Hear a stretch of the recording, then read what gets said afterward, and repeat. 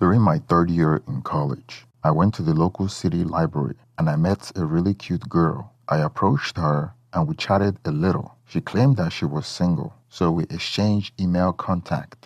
She was studying for a clerical position at a hospital and she wasn't in college. We emailed each other for a while and it was difficult to schedule a date with her since she was always working and I was going to school. Turns out that she was having a rough patch with her ex-boyfriend and wanted to break up with him, but don't want to let me go because she claimed that she liked me and that I had the bright future. Our casual dating started a few months. After that serendipitous encounter, we went on adventurous dates, explored new places, and spent hours talking about our dreams and aspirations. The more time we spent together, the more I realized how much I enjoyed her company. We laughed together, and she had this unique ability to brighten up even my darkest days. After a couple of months of casual dating, I noticed that we were spending more and more time together. It was like we were already in a monogamous relationship without officially declaring it. I was more than okay with that. I had fallen for her deeply,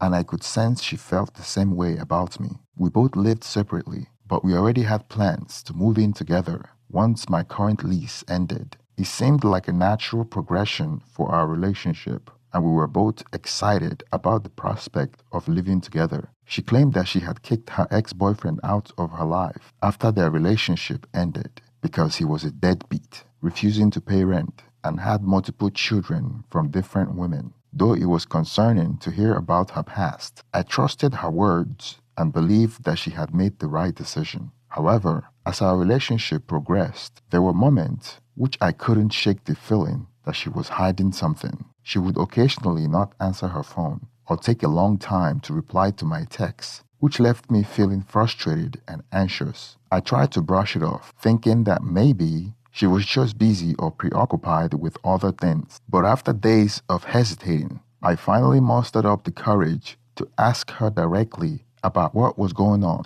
I wanted her to come clean and be honest with me. When I confronted her, she claimed that her boyfriend was stalking her. It was a shocking revelation, and I wasn't sure if I believed her story or not. My mind was filled with doubts and questions. Despite the uncertainty, I decided to take her word with a grain of salt. One day, as I was returning from my friend's house, I had a feeling that she might be home, so I decided to check in on her. It wasn't about surprising her. Back then, we didn't have cell phones like we used to today, and I had to drop by unannounced a couple of times before. When I reached the door of her apartment, to my surprise, I saw a man coming out of her place. He was carrying a large box, and we passed each other in the hallway. I couldn't help but feel taken aback by this revelation, especially considering she had previously told me that he was stalking her. It didn't make sense to me that she would allow him into her apartment if their relationship was indeed hostile. She reassured me that he had come to collect his things, and the reason for his alleged stalking was that some of his property was still in her possession. But as she insisted on this explanation, I couldn't help but begin to wonder if she might be gaslighting me. The situation seemed suspicious, and I couldn't shake off the nagging feeling that there might be more to the story than she was letting on. At that point in our relationship, I found myself at a crossroad, unsure if I could fully trust her. With the semester ending, the plan to move in together was approaching, but my doubts remained. After the incident with her ex-boyfriend, she became excessively affectionate, going out of her way to show her love by cooking for me and buy me thoughtful gifts. Part of me suspected that she sensed my hesitation and was trying to win me back with romance. I must admit, I was a sucker for such gesture, and gradually, she started to earn back my trust. As we moved in together and our relationship deepened, I thought things were going smoothly until one unexpected day. She brought up the topic of an open relationship out of the blue. I was taken aback, having never considered such a dynamic before. She spoke about the freedom and liberation it could bring, but I wasn't sure how to respond, so I remained silent, hoping that she would drop the subject. Little did I know that this was just the beginning of a revelation that would challenge my understanding of our relationship. During an intimate moment, she began expressing her desire about engaging in sexual encounter with multiple partners. It felt like a form of foreplay at the time, and I didn't think too much about it in the moment. However, after the passion subsided, her words lingered in my mind, and I couldn't shake the feeling that she might actually want to turn this fantasy into reality. The thought consumed me, and I found myself contemplating the implication of such proposition. I questioned whether our love and commitment were enough for her, and the idea of sharing her with someone else felt unsettling. I wasn't sure if I could go along with it, and the uncertainty gnawed at my emotions. This unexpected revelation left me torn and confused, unsure how to approach the situation.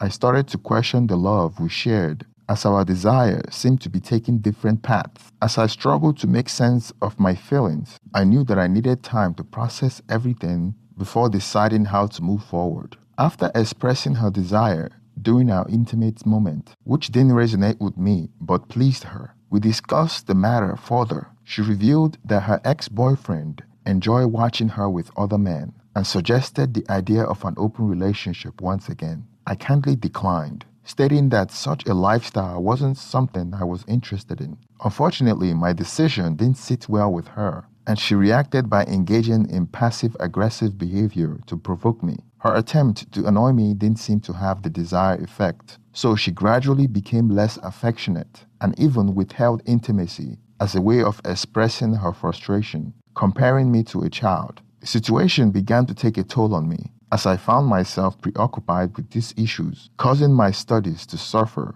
due to lack of focus in school. After careful consideration, I decided to end the relationship. When I returned home, I mustered the courage to communicate my feelings to her, expressing that I no longer wished to be together and that it was best for her to move out. Unfortunately, she reacted with anger and became physically aggressive, resulting to hurtful name-calling and desperate plea to change my mind. However, I had already made up my mind and wanted to focus on my studies and future, seeing no place for such drama in my life. The following day, she surprised me by claiming to be pregnant. I was skeptical and thought it could be a manipulation tactics to win me back. Nevertheless, she sent me pictures of pregnancy test results, attempting to prove her point. Despite this, I remained firm in my decision to end the relationship, as I couldn't shake the feeling that she might have acquired the results from anywhere to deceive me. As time passed, the situation became increasingly concerning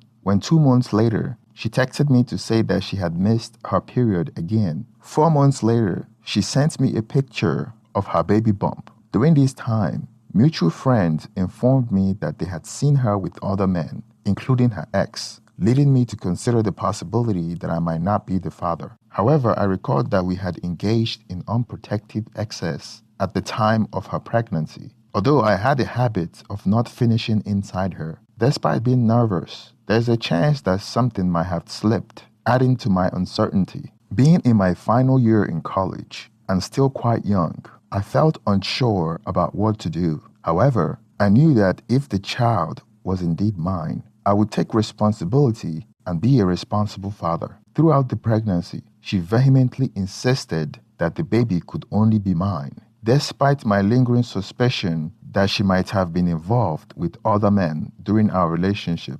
Reluctantly, I went along with her claim. Coincidentally, I was out of town on the weekend when the baby was born, and she attempted to reach me. However, this was a time before cell phones, so communication was limited. I had gone to a different city with a college friends to party, partly to avoid being at home during the time, as I was reasonably convinced that the child might not be mine. After the baby was born, I visited them a few times in the following weeks. Shortly after that, my parents informed me that she had stopped by their house and introduced the baby as their grandson. They were overjoyed and excited about becoming new grandparents. However, I had to bring everything to a halt and explain to them that I was pretty certain that the child was not mine. The moment I saw the baby, I felt no connection whatsoever. Why it was a baby, I saw nothing in the baby that I recognized as my own in any way, shape, or form. Since she was already receiving government assistance, the state required a paternity test to be conducted. This is a standard procedure when someone is receiving state or government aid, example food stamp, as the need to identify the father to pursue child support. Given the situation, I decided it was best to go through with the paternity test and attend the appointment as scheduled. When the paternity test result came back, they showed that there was a less than a 1% chance that the child was mine. With this definitive proof, I made a clean break and never looked back. In the 2 times I saw her afterward, which have been more than 20 years ago now, she seemed almost tearful and she tried to apologize for what she had put me through back then. Through the grapevine, I found out who the actual father was, and it turned out to be her ex-boyfriend, the same one that she actually claimed was stalking her, the one I had even crossed paths with coming out of her apartment with some boxes. Unfortunately, he already had other children from different relationships and wasn't able to provide any support for them. Tragically, his poor health and drug issue led to his early demise, leaving the poor kid without a father figure in his life. Throughout the ordeal, I kept a level head and cooperated fully, earning a letter of commendation from the county prosecutor's office for my responsible behavior. It was clear she pursued me because I was in college and had a promising career ahead. I believe she genuinely thought the father was mine, or convinced herself enough to truly believe it. Why I didn't harbor hate towards her, the combination of how she handled the situation, her open relationship idea, and the cheating was enough to make me walk away from the relationship. Thank you for staying to the end of this story. Please support the channel by liking the video and subscribe if you haven't already. Let's get some reaction on the comment section. Thank you.